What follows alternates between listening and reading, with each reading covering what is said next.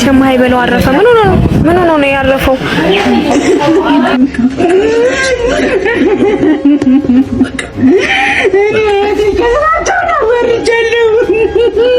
አሳዛኝ ዜና ድምጻዊ ሰማይ አሳዛኝ ሰበር መረጃ ድምጻዊ ሰማይ በለው እጅግ በጣም ያሳዝናል። ድምጻዊ ሰማይ በለው ከዚህ ያለበ በጣም በቀና በኩል ግን እግዚአብሔር ይመስገን የሚገርምሽ እስቲ ውድ ቤተሰቦቼ እንደምናችሁ እኔ ያለው በጣም ደህና ነኝ። ክብሩ ይስፋ ለመድኃኒዓለም። ዛሬ እንግዲህ በአሳዛኝና አስደንጋጭ ቪዲዮ መጥቼላችኋለሁ።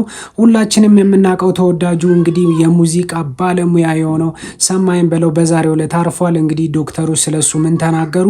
እሱስ ከዚህ በፊት ቃለ መጠይቅ ሲያደርግ ምን ተናግሮ ነበረ? በህይወቱ ዙሪያ የሚለውን አዲስ ቪዲዮ ይዤላችሁ መጥቻለሁ። ሁላችሁም ይሄን ቪዲዮ ስትጀምሩ ላይክ በማድረግ ጀምሩ። በመጀመሪያ ግን በጣም ኢሞሽኔን የተቆጣጠረው ወይም ደግሞ በጣም ልቤን የነካው አንድ ቪዲዮ አለ። እሱም ቪዲዮ አይተን እንመለስ። እሺ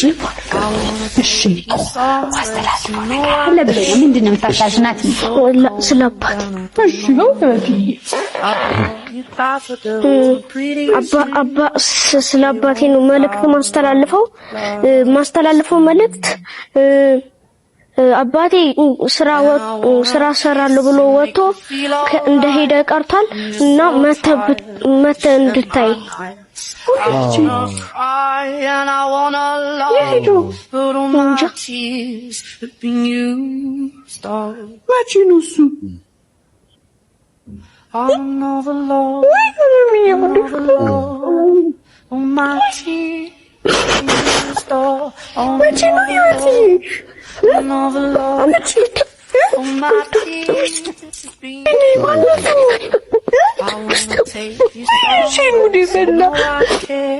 But it's so cold and I don't know where.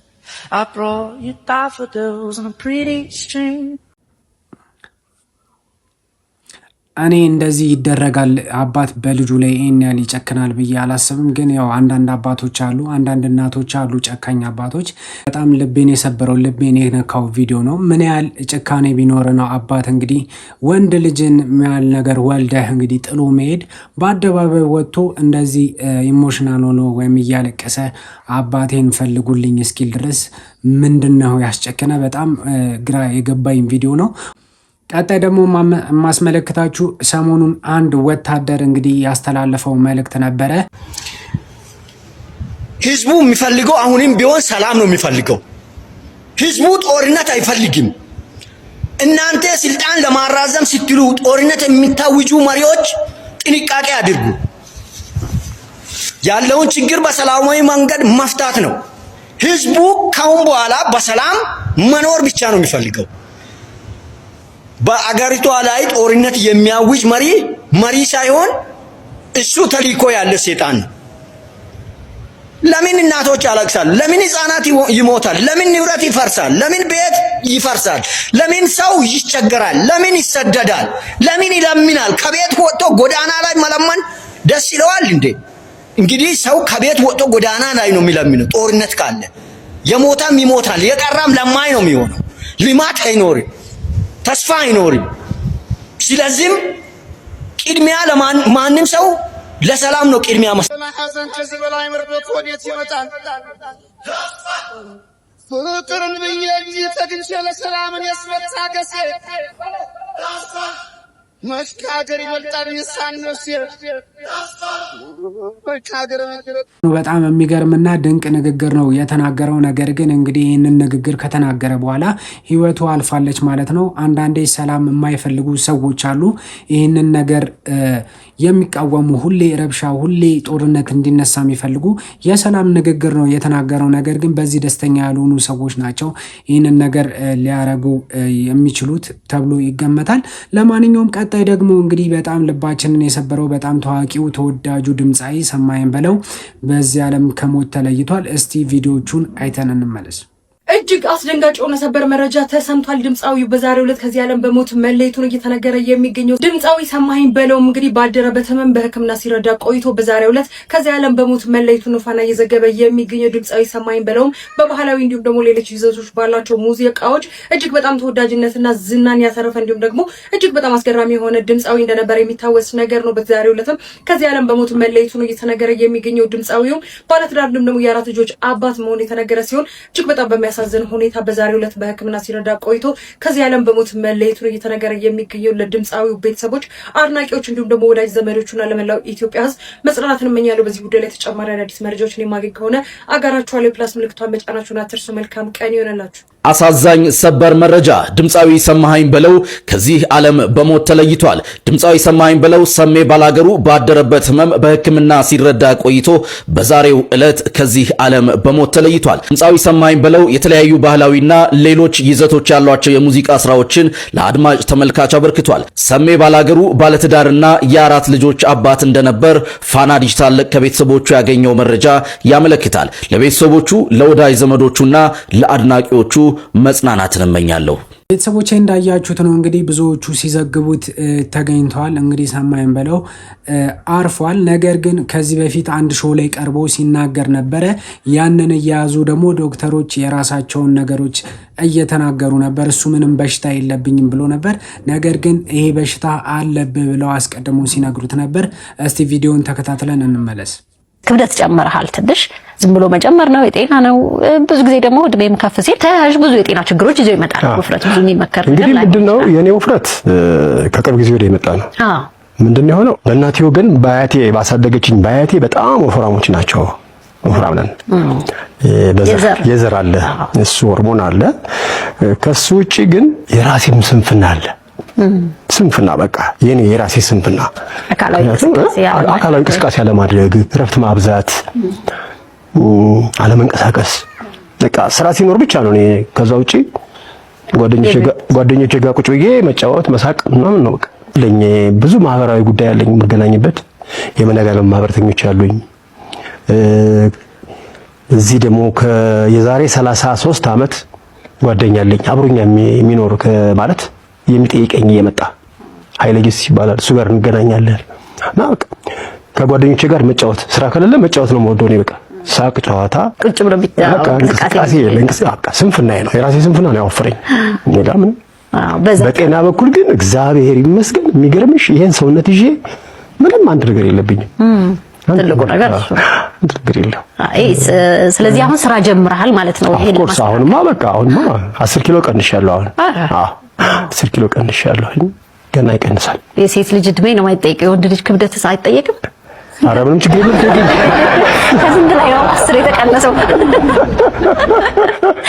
እንቅስቃሴ በቃ ስንፍናዬ ነው፣ የራሴ ስንፍና ነው ያወፈረኝ። እኔ ጋር ምን። በጤና በኩል ግን እግዚአብሔር ይመስገን የሚገርምሽ ይሄን ሰውነት ይዤ ምንም አንድ ነገር የለብኝም። እንዲህም ተባለ እንዴ ተባለ እንዴ ተባለ እንዴ ተባለ እንዴ። ቪዲዮን እንዳያችሁት ነው ዶክተሮች ያው የተማሩ ናቸው ማለት ከኛ በተሻለ ካልተማርነው ወይም ደግሞ ሳይንሱን ከማናቀው ሰዎች በተሻለ ያገናዘባሉ። ምን ሲሆን ምን ሊፈጠር እንደሚችል ያውቃሉ። ስለዚህ ከውፍረት ጋር ተያይዞ የሚመጣ ብዙ በሽታዎች እንዳሉ ሲናገር ነበር። እንደ ቀልድ አድርጎ ነው ሲናገር ሲያስተላልፍ የነበረው። ነገር ግን ከዚህ በፊትም ነፃነት የሞተበትን ኬዝ እናውቃለን ሁላችን። እንደዚህ አይነት ነገሮችን ብንጠነቀቅና አካል ብቃት እንቅስቃሴ ብናደርግ እላለሁ። ምክንያቱም ራሱ ሲጠየቅም ስንፍናዬ ነው የአካል ብቃት እንቅስቃሴ አላረግም ነበር ብሎ ሲናገር ነበረ። ይሄ ደግሞ በጣም እጅግ ልብን ይሰብራል። ሰሜ ጠዋት እናቱ ቡና አፍልቶ ለመጠጣት የሰሜ ስልክ ካልተነሳ አይጠጡም። ሰሜም ደግሞ በቀን 2 እናቱ ጋር ሳይደውል አያድርም አሉ ውስጥ አዋቂዎች። ምን ያህል እውነት ነው? ማነገርሽ እኛ እኮ እናጣን እንደውላለን፣ ቼክ እናደርጋለን።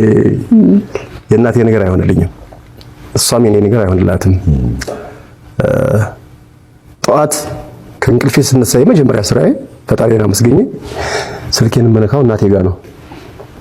ሳለም ጋር እናት አለም ምን ነው ብላታ እናት አለም እላታለሁ። አቤት ልጅ አለም ትለኛለች። ሰላም አደርሽልኝ ስላት ደህና ነኝ ልጄ ሰላም አድሬያለሁ ደህና ነኝ እግዚአብሔር ይመስገን ደህና ነኝ ቁርስ ቀመሽ ምናምን ሰጣረክ ያንተ ድምጽ ሳልሰማ አንተን ሳልሰማ አሁን ቡና ይተጣጣለሁኝ ድምጽህን ሰማሁኝ በል ማታ ደውልልኝ ትላለች ማታም እንደዛው ነው እና የእናቴና የኔ አታችመንት በጣም ትንሽ ከሌላው ይለያል ሁሉም እናቱን ይወዳል የኔ ይለያል ሌላ ደግሞ እንግዲህ በዚህ በጠዋቱ የተሰማ አንድ አዲስ ቪዲዮ አለ እሱም 28 ሰዎችን ጭኖ ሲሄድ የነበረ ባስ እንግዲህ በጠዋቱ እጅግ አሳዛኝ የተባለ ዜና ተሰምቷል ከደሴ ወደ አዲስ አበባ ሲጓዝ የነበረ ተሽከርካሪ ላይ በደረሰ የትራፊክ አደጋ የ28 ሰዎች ህይወት ማለፉ ተነገረ ዛሬ ሰኔ 8 ማለዳ ከደሴ ወደ አዲስ አበባ በመጓዝ ላይ የነበረ የህዝብ ማመላለሻ አውቶቡስ በተለምዶ ሀረጎ እየተባለ በሚጠራው መንገድ ላይ በደረሰበት አደጋ እስካሁን ድረስ የ28 ሰዎች ህይወት ሳልፍ በርካቶች ቀላልና ከባድ ጉዳት እንደደረሰባቸውም ተነግሯል አውቶቡሱ በግምት 100 ሜትር ጥልቀት ወዳለው ገደል ገብቶ ነው አደጋው የደረሰው በህይወት የተረፉትም አሁን ላይ ወደ ህክምና ቦታ ለማድረስ ከፍተኛ የተባለ ርብርብ እየተደረገ እንደሚገኝም ተነግሯል ለሞቱት ነፍስ ይማር ለተጎዱትም ፈጣሪ ምህረቱን ይላክላቸው ይህንን የለቅሶ ማዕበል ማለት እንችላለን በአንድ ጊዜ በአንዲት ጀንበር የ28 ሰዎችን ህይወት የቀጠፈ እጅግ አሳዛኝና ለማመን የሚከብድ ሐዘን አደጋው የደረሰው በደሴና ኮምቦልቻ ከተሞች መካከል ሀረጎ በሚባለው መንገድ ላይ ዛሬ ማለዳ ሲሆን አውቶቡሱ ቁልቁል በግምት 100 ሜትር ጥልቀት ወዳለው ገደል በመግባቱ ነው ይህ ሁሉ እልቂት የተከሰተው አስቡት ቁልቁል 100 ሜትር ጥልቀት ወዳለው ገደል በአደጋው በርካቶች ቀላልና ከባድ ጉዳት የደረሰባቸው ሲሆን በህይወት የተረፉትን ወገኖች ወደ ህክምና ቦታ ለማድረስ አሁንም ከፍተኛ ርብርብ እየተደረገ ይገኛል ህይወታቸውን ላጡት ነፍስ ይማርልን ለቤተሰቦቻቸው ደግሞ መጽናናትን እመኛለሁ በጣም የሚያሳዝን ነገር ነው እየተካሄደ የሚገኘው እንግዲህ ኢትዮጵያ ውስጥ በጣም ብዙ ችግሮች እየተስፋፉ እየበዙ ይገኛሉ ከነዛ መካከል እንግዲህ የመኪና አደጋ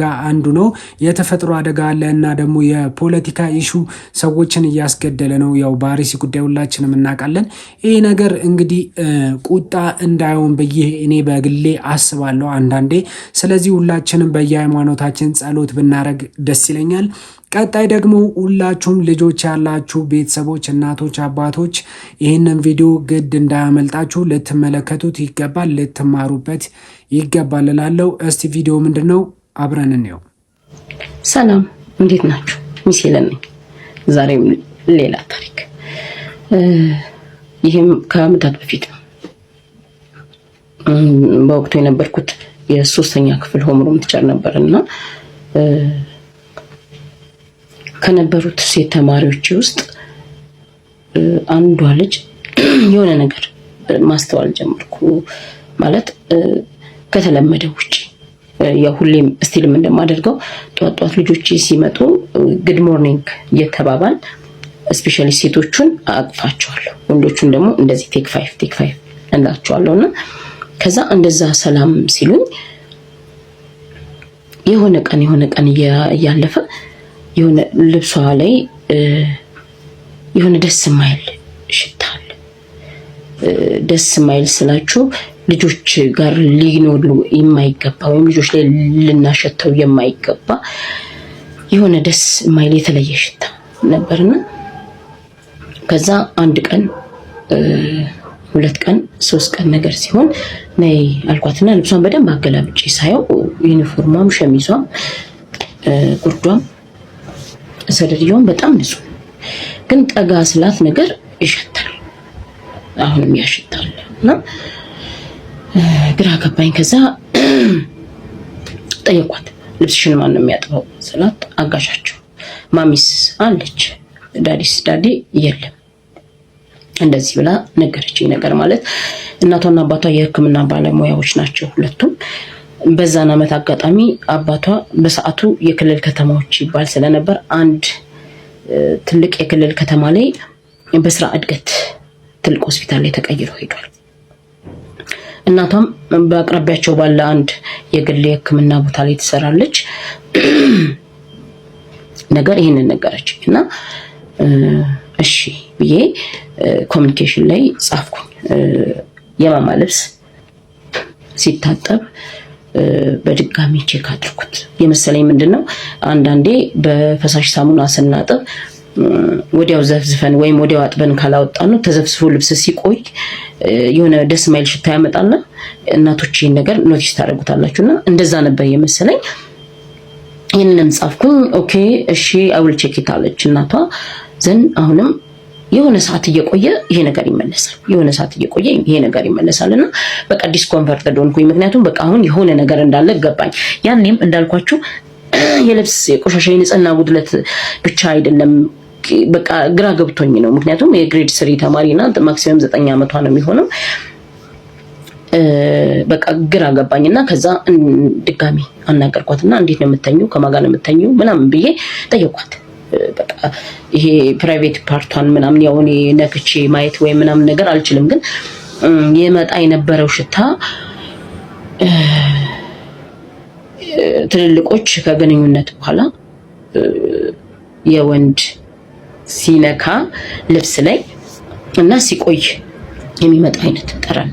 ቃሉን ያልተጠቀምኩት ህፃናት ሊያዩት ስለሚችሉ ብዬ ነው ይሄንን ቪዲዮ እና ከዛ ከማን ጋር ነው የምተኙ ስላት ብቻዬን ነው። ማን አለ ቤት? እኔና አጋዣችን እናቴ እና ሰንበዲ አለች። አንድ ወንድ ቤተሰባቸው ቤት ውስጥ አብሯቸው ይኖራል። ከዛ እሺ ማሚስ አንቺ ከማሚ ጋር ነው የምተኘው? አይ የራሴ ክፍል ነው የምተኘው። ማሚ መኝታ ቤቷ ናት። ስራስ ምናምን እንደዚህ በቃ ዝም ብዬ ተደጋጋሚ ስጠይቃት ምን አለችኝ? በሳምንት 2 ቀን ወይ 3 ቀን በህክምና ሙያ ላይ ያላችሁ ሰዎች ይሄን ታውቃላችሁ፣ ዲዩቲ የሚባል አዳር ትሰራለች። ስለዚህ አሁን ትንሽ የሆነ ፍንጭ ነገር ያገኘው አይነት ስለመሰለኝ ከእናቷ ጋር ማውራት ፈለኩ።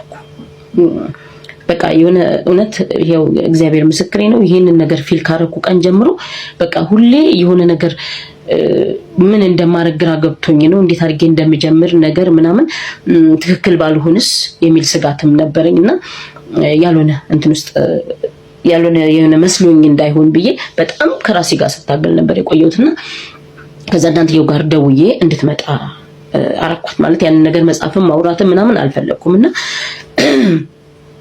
ስለሆነው ነገር የህክምና ባለሙያም ስለሆነች የተሰማኝን ነው። ያው ቅድመ ጥንቃቄ ነው። እኔ ይሄንን ነገር ካልሆነም እንዳትቀየምኝ ከሆነም ደግሞ ማድረግ ያለብሽን በጥንቃቄ እንድታረጊ ነው የምፈልገው ነገር አልኳትና በሰዓቱ ነርቨስ ሆነች። በጣም ደንግጣለች።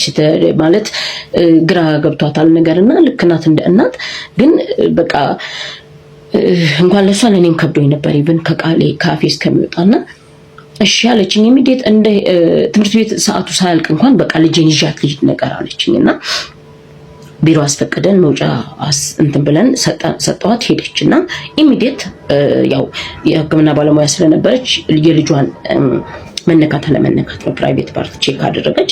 እግዚአብሔር ይመስገን አልተነካችም። ግን ምን ነበር የሆነ የነበረው ያ ቤታቸው ይኖር የነበረ የቅርብ የስጋ ዘመዳቸው እናትየው ዲዩቲ በምታድር ቀን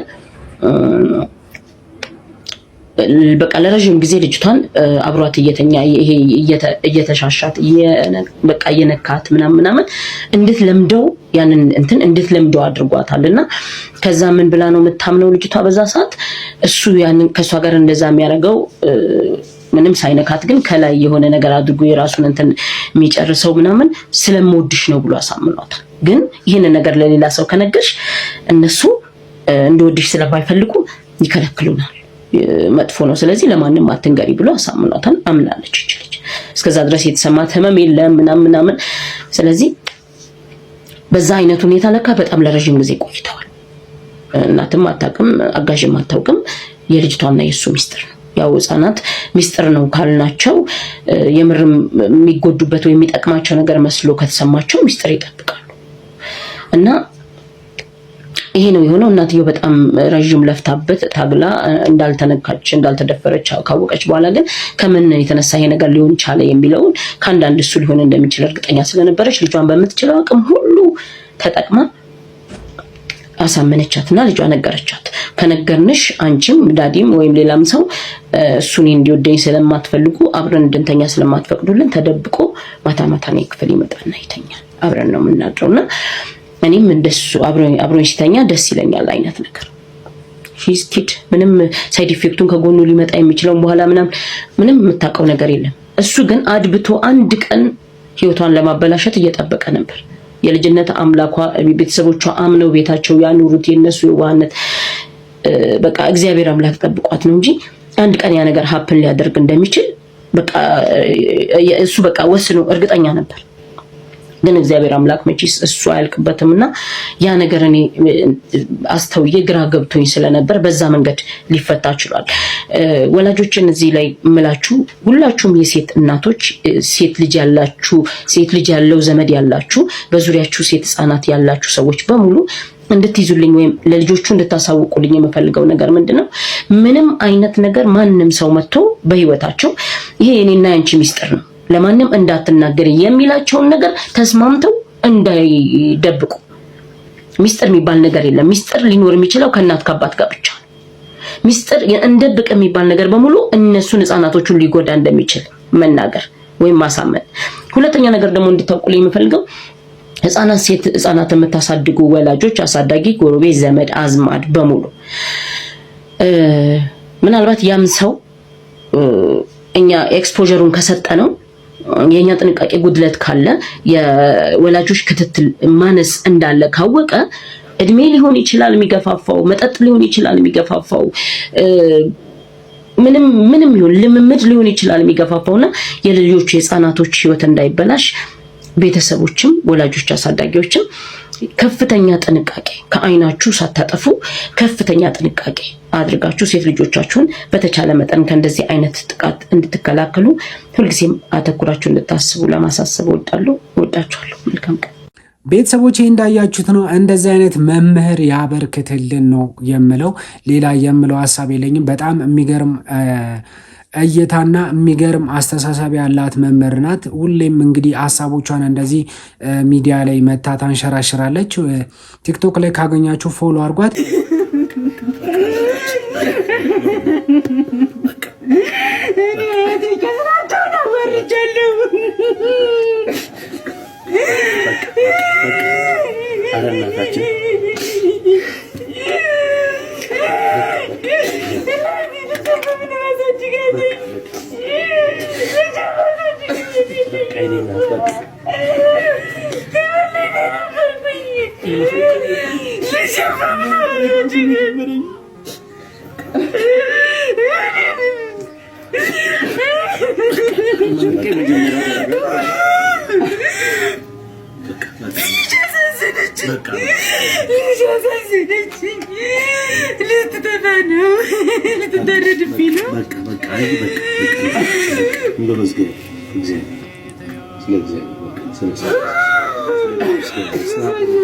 ሲያለቅሱ የምናያቸው እናት በቀድሞ ስማቸው እማሆይ አመልማል ነበሩ። ጉዳዩ የተፈጠረው የዚህችን ዓለም ጣጣ የዚህችን ዓለም መልክ ትቼ ለአምላኬ አገለግላለሁ፣ እገዛለሁ፣ ዕውቀቴንም ውበቴንም ጉልበቴንም ለአምላኬ እሰጣለሁ፣ ሰማያዊውን ሕይወት እናፍቃለሁ፣ ዓለምን ትቻለሁ ብለው አባይ ማዶ ከሚገኝ ከቅዱስ ገብርኤል ገዳም ይገባሉ። ታዲያ ከዕለታት በአንድ ቀን በደብሩ አስተዳዳሪ ይጠሩና ስለመደፈራቸው ይናገራሉ። ተደፍረው ታዲያ ልጅ ይወልዳሉ። በዚህ ምክንያት እየተሳደድኩ ነው፣ ብከስም ሚዲያ ላይ ብቀርብም የሚሰማኝ የሚያምነኝ አካል አጣሁ ብለው ያሉበትን ሁኔታ ከዓመታት በፊት የተናገሩበት ቪዲዮ ነበረ። ይህ ጉዳይ ታዲያ በወቅቱ የኢትዮጵያ ኦርቶዶክስ ተዋሕዶ ቤተክርስቲያን ምዕመናንን እጅግ በጣም ያስደነገጠ ልባቸውንም ለሁለት የከፈለ ጉዳይ ነው። ወዲህ እኚህ እናት የእውነት ነው ተደፍረዋል፣ በደል ደርሶባቸዋል፣ ቤተክርስቲያኒቱ ቤቷን ልትመረምር ይገባል። ወዲያ ደግሞ አይ ስም ማጠልሸት ነው፣ ግለሰቡም እንዲያደርጉም ትልቅ የገዳም አስተዳዳሪ ሆነው የተባሉት ሰው እንዴት እንዲያደርጋሉ በሚል ትልቅ መከራከሪያ ርዕሰ ጉዳይ ተፈጥሮ ነበረ። የኚህ እናት እንዲህ ባለ ሁኔታ ውስጥ ማሳለፍ ግን የብዙዎችን ልብ የሰበረ ጉዳይ ነበር። ታዲያ ይሄ ጉዳይ ሄዶ ዓመታት ከፈጀ ክርክር፣ ጭቅጭቅ፣ ውጣ ውረድ በኋላ መጨረሻ ላይ እውነቱ ሊታወቅ ችሏል። ይህንን ጉዳይ በተመለከተ ሚዲያ ላይ ቀርበው የአባይ ማዶ የቅዱስ ገብርኤል ገዳም አስተዳዳሪ የሆኑት እግረኛው ሚዲያም ላይ ቀርበው ጉዳዩን በተመለከተ ለቀረበላቸው ጥያቄ የሰጡት መልስ አለ። የተባለውን ነገር እኔ አላውቅም፣ አልደፈርኩም፣ ሴትዮዋም ቤቴን አታውቀውም ሲሉ እንዲህ ብለው መልስ ሰጥተው ነበረ። ልጅ በእኔ በኩል የተባለው ነገር ውሸት ነው። በወጣው ቪዲዮ ያየሁትን ታሪክ እማሆይ ሐመልማል የገለጸችው ነው የምደግመው። ማታ ሰዓት ነው ከሆነ ዲያቆን ልጅ ጋር ወደ ቤቴ ነው ያሉኝ። በኋላ እሱን ሂድ አሉት። ብቻዬን ቀረው። በኋላ እሳቸው በቲሸርት ብቻ አጠገቤ ራቁታቸውን መለመናቸውን ቆመዋል። እናም ከዛ በኋላ የሆንኩትን አላውቅም ተደፈርኩ ነው። ይሄ ታሪክ በምናብ የተፈጠረ ነው ወይስ የሆነ ነው?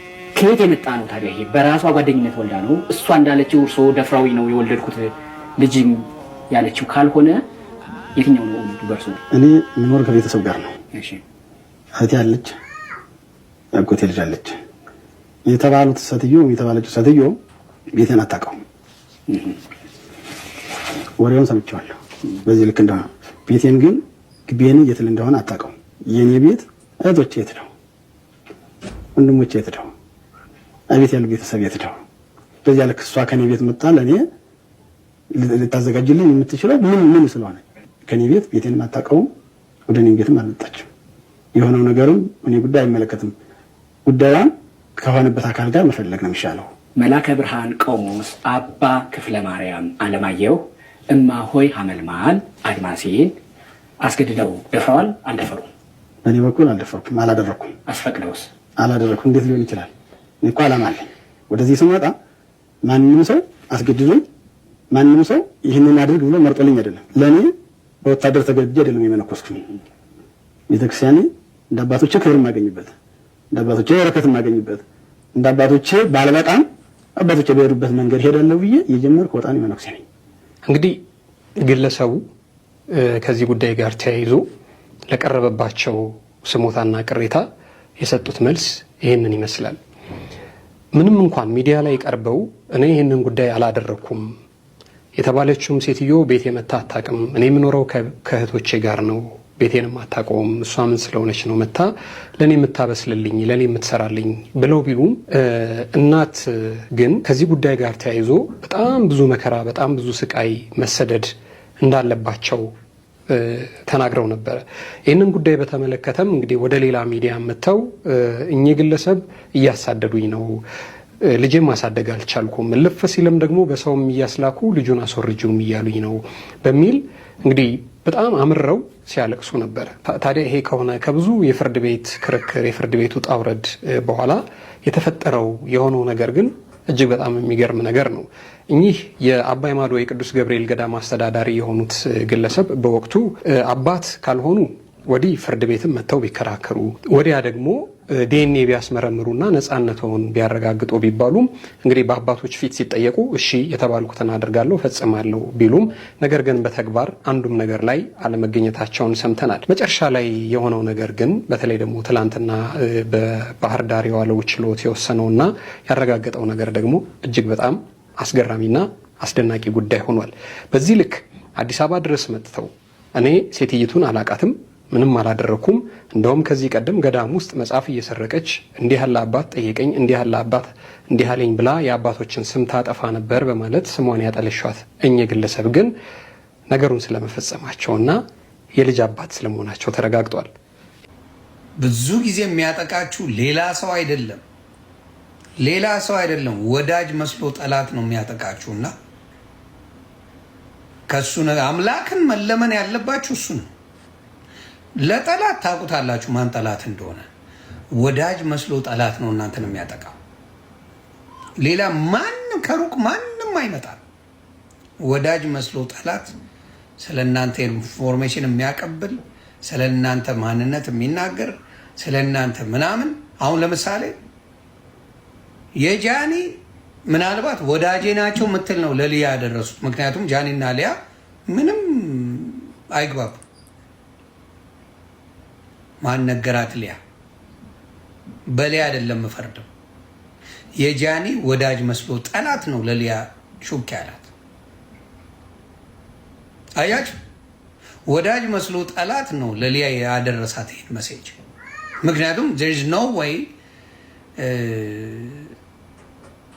ሊያ ልታውቅበት የምትችለው ምንም መንገድ የለም።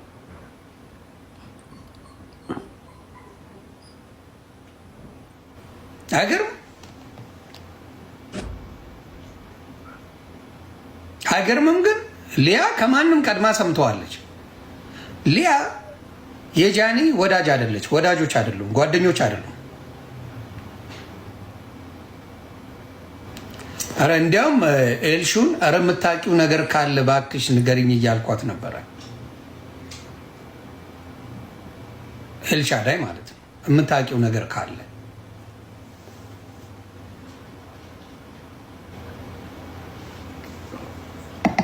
እየጠየቅኳት ነበር። አይገርምም? ግን ከማንም በፊት ግን የሰማችው ሊያሾ ናት። የእናንተን ውድቀትም ማደግንም የሚነግራችሁ ከእናንተ ጋር የማይስማማው ሰው መሆኑን ስታዩ አጠገባችሁ ያለ ሰው የሆነ ሰው የእናንተ ጠላት የሆነ ሰው የእናንተ ጠላት እንደሆነ በዛ ታያላችሁ። ምክንያቱም there is no way ጃኒን የሚወዳት ሰው አጠገቡ ያለ ሰው ለሊያ እንደዚህ ሆነ ብሎ አይነግራትም። ሊያ ምንም ክፉ ነገር አላለችም። እግዚአብሔር ይጠብቃችሁ ምናምን ያለችው ግን ኢንፎርሜሽኑ ሊያ ጋር እንዴት ሊደርስ ቻለ ነው ጨዋታው። አያችሁ፣ ኢንፎርሜሽኑ ሊያ ጋር ደረሰ ማለት የጃኒ በዛ ሰዓት አብረዋት የነበሩ ሰዎች አንደኛው የእሷ ጠላት ነው። ሴትም ይሁን ወንድ የእሷ ጠላት የእሷ ጠላት አጠገቧ የነበረ ሰው። ያሳዝናል።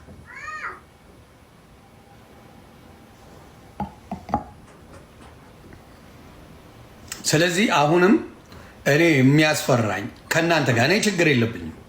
እኔ ጓደኞቼን ጠንቅቄ ነው የማውቀው። ፈጣሪ በሚያውቀው እግዚአብሔር ይጠብቅልኝ የኔ ጓደኞችን እግዚአብሔር ይጠብቅልኝ። በደንብ እንደዚህ አይነት ነገር የለብኝም። ግን አሉ የእናንተ የሆነ ነገር ሲደርስባችሁ ሮጠው ለጠላቶቻችሁ ነግረው ዜናውን የሚያሰራጩ እንደዚህ አይነት ሰዎች አሉ። ነው ሊያ ደስተኛ ነበረች? ውሸታሞች አልነበረች። አትዋሹ። ውሸት ምንም አያደርግም። ቪዲዮውን አይተናል። በጭራሽ ደስተኛ አልነበራችም። እግዚአብሔር ይማራችሁ፣ በጣም ከፍተኛ አደጋ ደርሷል ነው ያለችው። የምን መዋሸት ነው አላለችም። ያለችው በደንብ ሰምቻለሁ። እግዚአብሔር ይሁናቸው፣ እግዚአብሔር ይጠብቃቸው። ሶሻል ሚዲያ ላይ መውጣቱ አይቀርም። እግዚአብሔር ይማራቸው ነው ያለችው እንደሰማሁት። እኔ መዋሸት አልችልማ።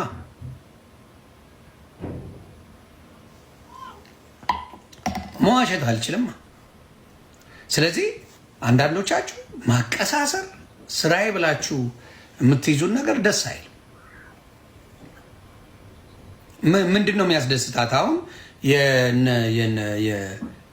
የጃኒ አደጋ መድረስ ለሊያ የሚጠቅማት ነገር ምን አለ የምትደሰትበት? ለምንድን ነው የምትደሰተው? ለምን ተዋሻላችሁ? አንዱን ለመውደድ ወይም አንዱን ነገር ለማጽደቅ አንዱን መኮንን አያስፈልግም። ቤተሰቦች እንግዲህ የዛሬው ቪዲዮ ይህን ይመስል ነበረ። ሁላችሁም እንግዲህ ሰብስክራይብ ያላረጋችሁ ሰብስክራይብ በማድረግ ቤተሰብ ይሁኑ። ላይክ ሳታረጉ የጀመራችሁ ስጨርሱ ላይክ በማድረግ ጨርሱ። አመሰግናለሁ። ቻው